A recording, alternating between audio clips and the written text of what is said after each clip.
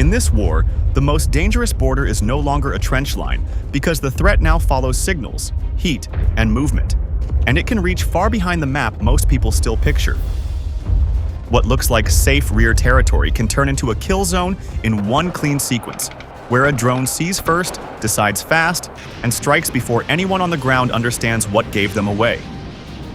Today's story sits inside that shift, because Ukraine's UAV campaign is no longer just defense. It is pressure that cuts deep and forces Russia to treat its own back areas as contested space. A high-value system goes down. The blast suggests stored munitions, and a wider pattern starts to show where FPV hits, air reconnaissance, and quick follow-up strikes begin to shape how assaults slow, how routes change, and how supply chains crack under stress. Some claims are independently confirmed, others come straight from frontline footage, and separating proof from propaganda is now part of the battlefield too. Stay with Military Force, hit like, and subscribe for clear, grounded battlefield analysis you can trust. This UAV campaign is being described as a deep strike into Russia, and the headline detail is a TOS-1A heavy flamethrower system destroyed in Belgorod Oblast, with independent reporting saying the loss did happen in that region. That matters because it is not just a hit on equipment. It is a message that distance is no longer a shield when drones can reach into areas people used to call rear. A deep strike changes the map in a quiet way because it pushes the danger line past the trenches and into storage sites, staging points, and the roads that feed them. Once that line moves, Russia is forced to spread protection across more ground, and that means more air defense coverage, more patrol effort, and more time spent guarding places that were built for routine work. Even if the front does not move much on paper, the pressure grows behind it, and that pressure can slow everything that depends on calm logistics. That is why this single event is being watched closely, because it hints at a wider shift in how risk is distributed across the war zone. The TOS-1A is also a high-value target for reasons that go beyond money, because its job is to deliver heavy area fire and to scare defenders out of cover with heat and overpressure. When a system like that is removed, the impact is partly physical and partly psychological, because crews lose a tool they trust and commanders lose an option that can change a fight quickly. It also signals vulnerability inside the force, because if a rare platform can be found and struck, then other special assets may have to move more often and operate under tighter rules. That creates a second cost that does not show up on any simple tally, since constant relocation burns fuel, strains crews, and increases wear before a weapon fires a single shot. So the real weight of the strike is not only what was destroyed, but what it forces Russia to do in order to prevent the same thing from happening again. And that is where the story becomes less about one blast and more about the chain that made it possible. Hitting a prized system deep inside enemy territory usually requires a clean sequence, because someone has to spot the target, keep eyes on it, and pass usable coordinates fast enough for a strike drone to arrive while the target is still there. That sequence is what modern armies fear, because once it works a few times, commanders start planning around the assumption that they are being watched, even when they cannot see the watcher. In practical terms, it means more decoys, more camouflage discipline, more movement at odd hours, and more effort to hide signatures like heat, tracks, and radio activity. It also means more resources pulled away from the front to defend the back, and that trade is painful when the front already demands men, shells, and vehicles every day. At the same time, the evidence needs to be handled carefully, because confirmed loss in Belgorod is not the same as confirming every detail in a video about how the drone approached or what exact system guided the strike. Frontline footage can show the moment of impact, but it often cannot show the full route, the launch point, or the full set of sensors and relays involved. So the most responsible reading is to treat the destruction as real while keeping the finer claims in a separate box until more proof appears. That balance matters, because separating verified facts from battlefield messaging is now part of understanding how this war is being fought. And once that discipline is in place, the bigger question comes into focus. which is what deep strikes like this do to Russia's rear area posture and its ability to sustain pressure at the front. The strike is described as triggering a huge secondary explosion, but the $15 million loss figure is still a media estimate, not an official number that can be signed off. That gap matters, because a blast can be real and still be packaged for effect, and a smart audience should separate what the camera shows from what a headline wants people to believe. The sound and size of the fireball can signal a lot, yet it does not automatically confirm the exact value of what was hit, and that is the line this section stays on as it digs deeper. A secondary explosion usually points to a sensitive hit, because ammo, fuel, or stored propellant tends to burn fast and violently once a casing is breached. In practical terms, it means the strike likely reached more than outer armor, because a clean surface hit often produces smoke and damage, while an internal chain reaction produces a sudden, expanding flash and a longer burn. This is why militaries fear these moments, since the difference between damaged and destroyed beyond repair can be decided by where the fire spreads in the first seconds. That physical detail then raises a more political question about how the story is being framed for audiences on both sides. The $15 million claim fits a familiar pattern because big round numbers travel faster than technical facts, and they make a single clip feel like a strategic turning point.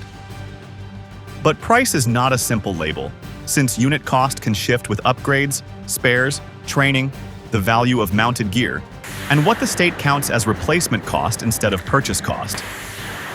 A video can also mix categories on purpose because system price may quietly include extra vehicles, rockets, or support equipment that are not visible in one frame. So the safest wording is to treat the dollar figure as an estimate, while treating the explosion itself as evidence of serious loss. That careful split keeps the analysis grounded without losing the larger meaning of the hit. Even without a confirmed price tag, the cost exchange is still the real story, because cheap drones can remove rare firepower that takes months to build and years to train crews to use well. This is the logic that keeps showing up across the war, where a low-cost tool forces a high-cost response, and the response is not only money, but also time, attention, and air defense coverage. If a platform is scarce, then every loss creates a shortage somewhere else, because the system cannot simply appear overnight to fill the gap. That imbalance is why commanders hate these strikes, since they can reshape planning even when the front line barely moves on a map. And once planning changes, logistics is pulled into the same turbulence. Secondary blasts also push changes in how ammunition is stored and moved, because concentrated stockpiles become tempting targets, and dispersed stockpiles become harder to manage. If supplies are split into smaller caches, resupply slows and tracking gets messy. But if supplies stay centralized, one strike can erase a large share of local capacity in seconds. That is a hard trade, and it usually leads to more movement at night, more camouflage, more decoys, and more short stops that are timed and controlled. All of this adds friction, and friction drains combat power without a headline battle. So while the exact level of complete destruction is hard to certify without post-strike imagery, the pressure effect is still measurable in how the rear has to behave. The bridge into the next part, where tactical drone hits start to influence the pace of assaults on the ground. Ukraine's FPV units were used in the same period to stop a mixed Russian push with tanks, a Bukhanka-type vehicle, and infantry. And the key result was a stalled formation with serious losses reported on the battlefield feed. What matters here is not the hit itself, because the real objective is to cut the approach rhythm before the fight even forms. FPV pressure works best in that early window, because a column still depends on timing, spacing, and confidence, and one break in that sequence can make the rest collapse.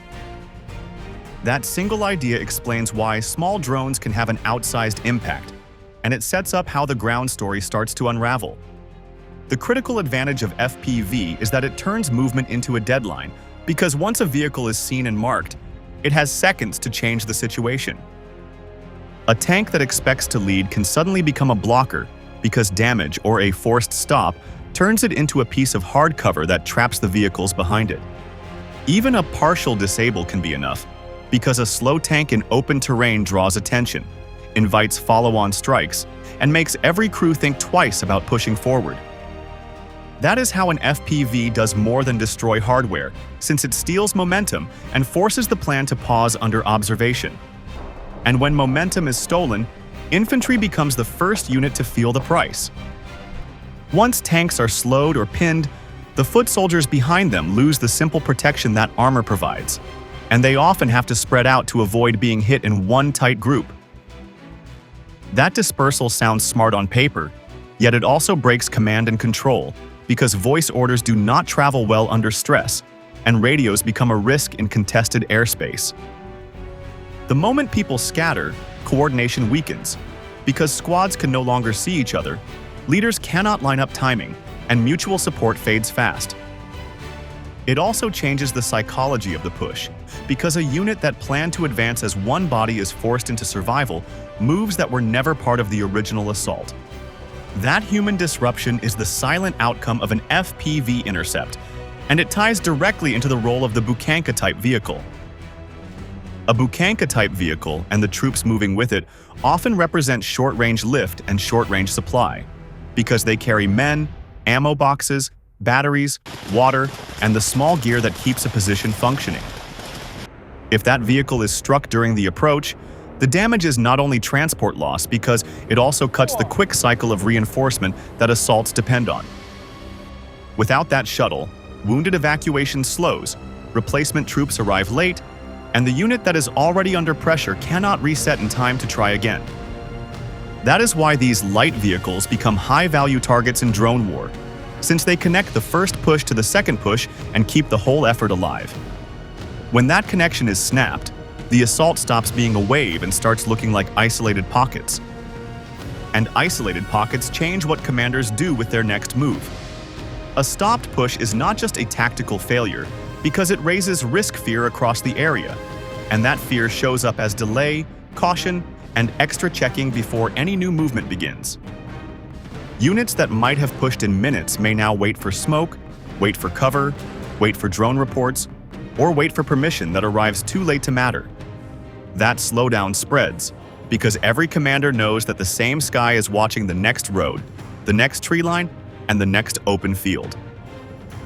So even when losses cannot be confirmed in detail, the tempo shift is still visible, because the side under drone pressure begins to act like time is an enemy. That tempo shift is the real strategic value of FPV interdiction, and it leads into the broader pattern of systematic strikes on logistics and routes. Video-based claims should still be handled with discipline, because exact casualty counts are hard to verify from a single clip, and battlefield language can be inflated for effect. The safest conclusion is to describe significant damage and a halted advance when independent confirmation of precise losses is missing. Yet even with that caution, the mechanism remains clear, because the method aims to stop movement early, break coordination, and force the next assault to start from a worse position than the last one. That mechanism connects directly to the larger air control model, where drones do not just win moments, they drain an entire operation over time. This UAV activity looks systematic, and it keeps coming back to logistics, because breaking the supply chain often weakens an army faster than trading shots at the front. That is the quiet logic of drone war, where the goal is not always to win a dramatic clash, but to make daily movement feel impossible. When that happens, a force can still hold a line for a while, yet it starts to lose its ability to attack, rotate, and recover. That wider effect is what turns scattered clips into a pattern worth taking seriously. Small vehicles sit at the center of this pattern, because quad bikes, civilian vans, and light trucks are the bloodstream of a modern front line. They carry ammo crates, water, batteries for radios and drones, medical gear for quick evacuation, and fresh soldiers who replace exhausted ones. Heavy armor looks powerful on camera, but a platoon can fail simply because the last delivery did not arrive, or because the wrong box of supplies was left behind. When the workhorse transport is hit, the damage spreads beyond the vehicle, because the unit loses time, loses options, and loses the ability to keep routines stable. That is why these targets are treated as high value, even when they look cheap. The system works because reconnaissance drones control routes, and that control creates a time advantage that is hard to beat from the ground. A road is watched, a tree line is checked, and a short stop becomes a fixed point that can be revisited. Early detection lets operators choose the moment when a target is most vulnerable, like when a vehicle slows to turn, pauses to unload, or queues behind another asset. At that point, speed is gone, and protection is limited, so the strike becomes less about luck and more about timing. In this environment, movement becomes a signal, and every signal can be turned into coordinates. Once the resupply chain is interrupted in sequence, the pressure is not only about missing items because uncertainty becomes a weapon. Commanders cannot plan clean rotations if they do not know which routes are safe, which drivers will return, and which delivery times can be trusted. A delay forces a second delay because a unit that waits for ammo also waits for orders, and a unit that waits for orders cannot push forward with confidence. This is how friction builds, not in one large collapse, but in small pauses that stack up until the whole approach schedule is rewritten. It also changes behavior because convoys move in shorter legs, take longer detours, and stop more often to reassess. Those adjustments feel defensive, yet they consume the very time an attacker needs to keep pressure. The long-term consequence is a drop in endurance, because sustained offense depends on steady rotation and steady replacement of daily losses. If vehicles are consistently removed, then infantry stays forward longer than planned. Fatigue rises, and mistakes become more common. If ammunition arrives late, fire support becomes cautious, and assaults lose the backing that helps them cross open ground. If medical evacuation slows, morale takes a hit, because soldiers start to believe that a wound means being left behind. All of those effects reduce the ability to maintain an offensive posture, even if the force still looks present on the map. That is why logistic strikes can feel like invisible victories, since they shape what the enemy can do tomorrow, not only what happened today. There is still a limit to what can be claimed from video compilations, and this is where a careful reading matters. A montage can show a method repeating, but it does not always prove that one specific front move failed only because a supply run was hit. Ground context is often missing, and other factors like artillery, mines, weather, and local command decisions can also shape the outcome. So the strongest conclusion is about the model itself, not about assigning a single cause to a single event. And with that model in mind, the next layer becomes clear, because once infantry is forced into small groups and into cover, drones start hunting people as well as vehicles. When Russian infantry moves in small groups or hides in the forest, the kill chain can still run fast because reconnaissance, coordinates, and FPV kamikaze strikes are now built to work in minutes, not hours. That is the core shift, since trees and darkness used to buy time. But today, they often only change how a target is found, not whether it is found. Once a drone spots a heat mark, a track line, or a brief pause, it can hand off a position, and a strike can arrive before a squad has time to reset its spacing. That is why spread out and stay low helps less than it did, because even a small mistake can turn into a clear reference point from above. The footage also shows strikes on shelters and ammo storage, and those targets matter because they hit people and structure at the same time. A dugout is meant to protect a unit during pressure, yet a direct hit can collapse that safety in seconds, and a secondary burn can force survivors to abandon gear and move while exposed. An ammo stash is even more sensitive because if it ignites, it does not just remove supplies, it creates panic and noise that can reveal nearby positions. So the strike is not only about damage, it is about changing how troops choose cover, where they store essentials, and how long they stay in one place. Electronic warfare devices are another focus, and this is a nerve system target, not a trophy. If EW is disabled, drones gain cleaner control and clearer video, and that makes every later task easier, from tracking a vehicle to hunting a single soldier. The mention of fiber optic-controlled FPVs fits this trend of adaptation, because a wired link can resist jamming better than radio in some conditions, even though it brings its own limits in range and handling. Still, specific claims about fiber optic use should be treated carefully unless the footage clearly shows it or credible sources confirm it. And when EW weakens while drone control stays stable, air control expands from vehicles to footsteps, which is where the ground fight starts to feel like it has no safe rhythm at all.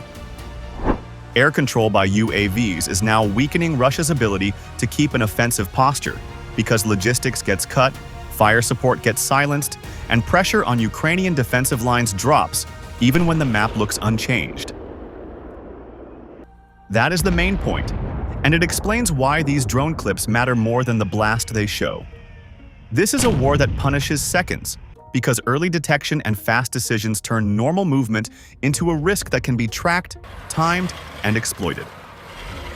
When that logic takes over, the battlefield stops being about who has the biggest vehicle, and it becomes about who can move, resupply, and rotate without being seen. If this model continues, Russia will likely thicken its counter-UAV layers, adjust supply routes, and accept higher logistics costs just to keep units stable near the front.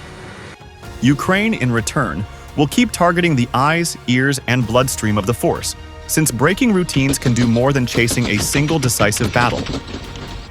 And when one side owns the sky, ground initiative does not collapse in one moment. It breaks piece by piece under steady, systematic pressure. Stay with Military Force, hit like, and subscribe for clear, grounded battlefield analysis you can trust.